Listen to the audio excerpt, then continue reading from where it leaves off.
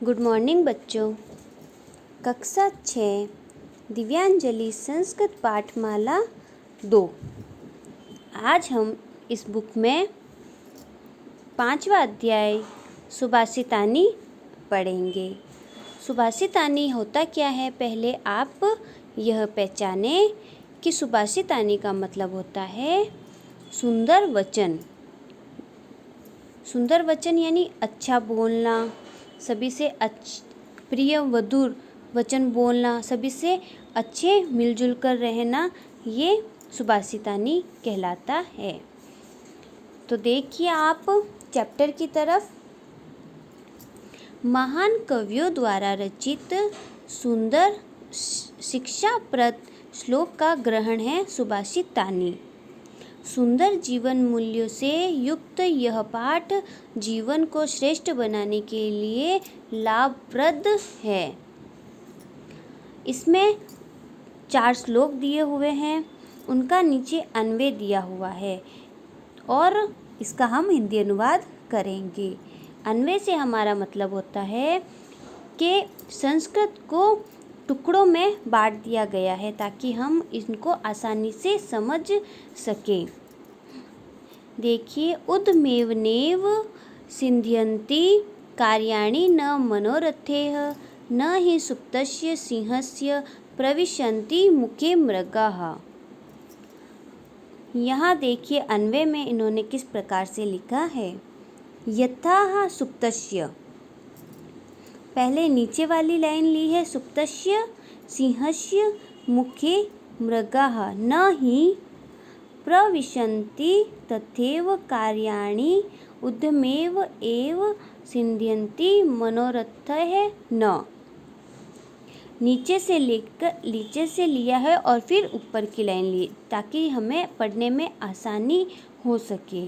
तो देखिए, यथा यानी जैसे, अन्वय देखिए, यथा यानी जैसे, सुप्तस्य, सुप्तस्य यानी सोना, सोए हुए, सिंहस्य यानी शेर के, मुँह में, मुखे यानी मुँह में, मृगाः, मृगाः का मतलब होता है हिरण, न ही नहीं, प्रविशन्ति प्रवेश करना, तथैव कार्याणि वैसे ही काम, उद्यमेव एव सिद्ध्यन्ति मनोरथे नः वैसे ही सिद्ध्यन्ति का मतलब होता है सिद्ध होते हुए, मनोरथे यानी इच्छाओं से, न का मतलब नहीं। तो कवि हमें कहते हैं कि जैसे सोए हुए शेर के मुंह में हिरण निश्चित प्रवेश नहीं करते, वैसे ही काम परिश्रम से ही सिद्ध होते हैं, इच्छाओं से नहीं। तो इसका मतलब यह है कि जैसे सोए हुए शेर के मुंह में अपने आप हिरण नहीं आएगा, शेर मेहनत करेगा तभी वह अपने शिकारी को पकड़ सकता है। तो उसी प्रकार से ही हम परिश्रम करेंगे तभी हमारा कार्य सिद्ध होगा। हमारी इच्छाओं से हमारे कार्य पूर्ण नहीं होंगे।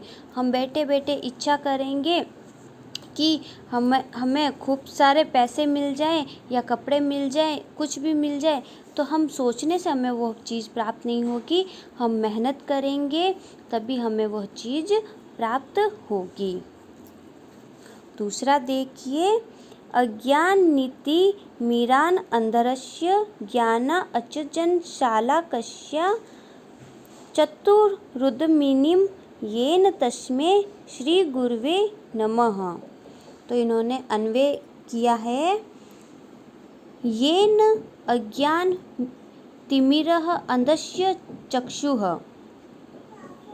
ज्ञानञ्च शालाक्यः उन्मील्यन् तस्मै गुरुवे नमः। कवि कहते हैं, येन अज्ञानमितिर, जिनके द्वारा अज्ञान रूपी अंधस्य यानी अंधकार से, चक्षु यानी अंधे की आंखें, चक्षु का मतलब होता है आँख, ये पर्यायवाची शब्द है आँख का।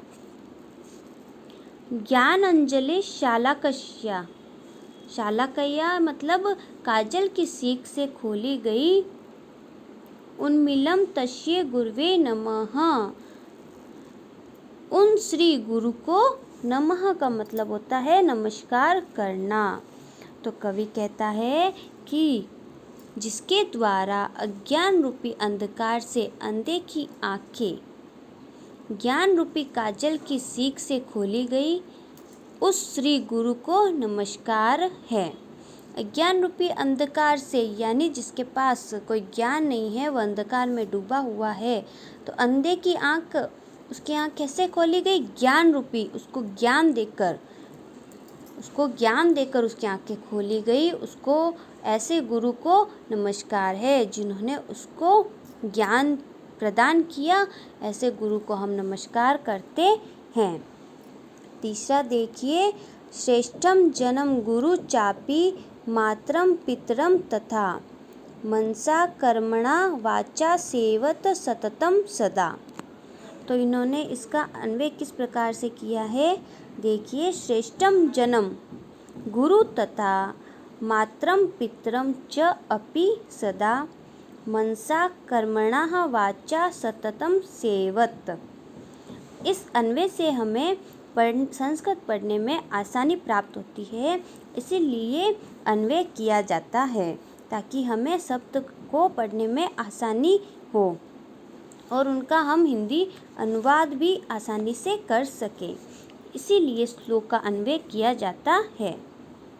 तो देखिए, श्रेष्ठम जन्म, श्रेष्ठम यानी श्रेष्ठ, जन्म यानी लोग, मनुष्य, गुरुम यानी गुरु, तथा मातरम यानी माता, पितरम यानी पिता, च का मतलब होता है बच्चों और, अपि का मतलब होता है भी, सदा मनसा सदैव मन में, कर्मणा यानी कर्म को, वाचा सततम सेवत, वाचा सततम सेवत यानी वाणी से निरंतर, सेवत यानी सेवा करनी चाहिए। तो कवि हमें कहते हैं कि श्रेष्ठ मनुष्य गुरु, माता और पिता की सदा मन से और वाणी से निरंतर सेवा करनी चाहिए। इसमें हमें बताते हैं कि सदैव मनुष्य को गुरु, जो हमारे गुरु होते हैं, अध्यापक होते हैं, जो हमें शिक्षा प्रदान करते हैं, तथा माता और पिता जो हमें पाल पोस कर बड़े करते हैं, उनसे सदैव मन से और वाणी से सेवा कीजिए, उनका अनादर मत कीजिए, उनसे सदैव मधुर वचन, मधुर वाणी से वार्तालाप कीजिए। चौथा देखिए, विद्या नाम नरस्य रूपमधिकं प्रचन्न गुप्तं धनम, विद्या भोग करी यशः सुख करी विद्या गुरुणाम गुरु, विद्या बंधुजनो विदेश गमने विद्या परा देवता, विद्या राजसु पूज्यते न ही धनम विद्या विहीनः पशु। अन्वय देखिए, विद्या नाम नरस्य अधिकम रूपम प्रचन्न गुप्तम धनम, विद्या भोग करी यशः सुख करी विद्या गुरुणाम गुरु, विदेश गमने विद्या बंधुजनः विद्या परा देवता, राजसु विद्या पूज्यते ही धनम न विद्या विहीनः पशु एव भक्ति। तो इसमें कवि हमें कहता है, विद्या नाम नरस्य यानी विद्या निश्चित ही मनुष्य की अधिकम रूपम यानी अधिक रूप होता है, परच्छन गुप्तम, परच्छन गुप्तम यानी छिपा हुआ, धनम यानी धन, विद्या भोग करी, विद्या भोग प्रदान करने वाली है, यश यानी यश प्रदान करने वाली है, सुख करी सुख देने वाली है, विद्या गुरुणाम गुरु, विद्या गुरुओं की भी गुरु है, विदेश गमने यानी विदेश में जाने पर, विद्या बंधु जनः विद्या हमारी बंधु है, हमारी दोस्त है, विद्या परा देवता, विद्या सबसे बड़ा देवता है, राजसु विद्या पूज्यते, राजसु का मतलब होता है राजाओं, राजाओं में भी विद्या पूजी जाती है, धनम न का मतलब होता है न कि धन को, विद्या विहीनः पशु, विद्या के बिना जिसके पास विद्या नहीं है वो पशु के समान है। तो कवि हमें कहते हैं कि विद्या निश्चित ही मनुष्य रूपी अधिक रूप होता है। विद्या छिपा हुआ धन होता है। विद्या भोग प्रदान करने वाली होती है, यश और सुख देने वाली होती है। जिनके पास विद्या होती है वो हमेशा यश की प्राप्ति करते हैं और सुख प्राप्त करते हैं। विद्या गुरुओं की भी गुरु है। विदेश जाने पर विद्या बंधु है, विदेश जाने पर विद्या दोस्त है हमारा। क्यों? जिनके पास विद्या होगी, ज्ञान होगा, तो वो वहाँ विदेश में आराम से गमन कर सकते हैं, आराम से रह सकते हैं, क्योंकि उनके पास विद्या है, उन्हें नॉलेज है। विद्या सबसे बड़ा देवता है। राजाओं में भी विद्या पूजी जाती है, ना कि धन को पूजते हैं, बल्कि जिनके पास विद्या होगी, ज्ञान होगा, वही राज्य में पूजा जाएगा, ना कि धन। विद्या से जो हीन होते हैं वो पशु के समान होते हैं। उन्हें पशु की उपाधि दी गई है। जिनको विद्या का ज्ञान ही नहीं होगा तो उनको कुछ समझ में ही नहीं आएगा, तो वो पशु के समान ही कहलाते हैं। इस प्रकार से ये हमारा टॉपिक पूरा हुआ। इनके शब्दकोश देखिए।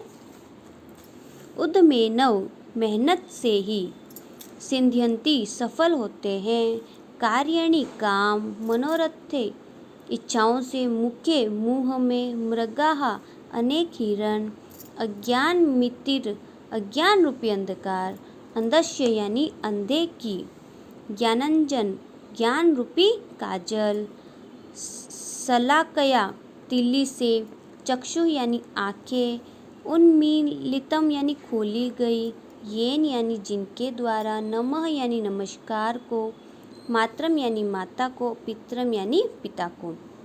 मनसा का मतलब होता है मन से, वाचा का मतलब होता है वचन से, कर्मणा का मतलब होता है कर्म से, सेवत का मतलब होता है सेवा करनी चाहिए, नरस्य का मतलब होता है मनुष्य का, प्रच्छन्न गुप्तम का मतलब होता है छिपा हुआ, भोग करी यानी भोग प्रदान करने वाला, यशः यानी यश देने वाला, सुख करी यानी सुख देने वाला, गुरुणाम यानी गुरुओं की, विदेश गमने का मतलब होता है विदेश जाने पर, बंधु जनः का मतलब होता है सगा या संबंधी, परा देवता का मतलब होता है सबसे बड़ा देवता, राजाशु यानी राजाओं में। अब इसमें देखिए नवीन धातव और भी हैं। सिंध यानी सफल होना, प्र प्लस विश यानी प्रवेश करना, सेव यानी सेवा करना, पूज यानी पूजा करना। अब यानी पद कौन से थे इसमें? एव का मतलब होता है ही, सदा का मतलब होता है हमेशा, अपि का मतलब होता है भी, तथा का मतलब होता है और, ही का मतलब निश्चय ही, नाम यानी निश्चय ही, न का मतलब नहीं, सततम का मतलब होता है निरंतर।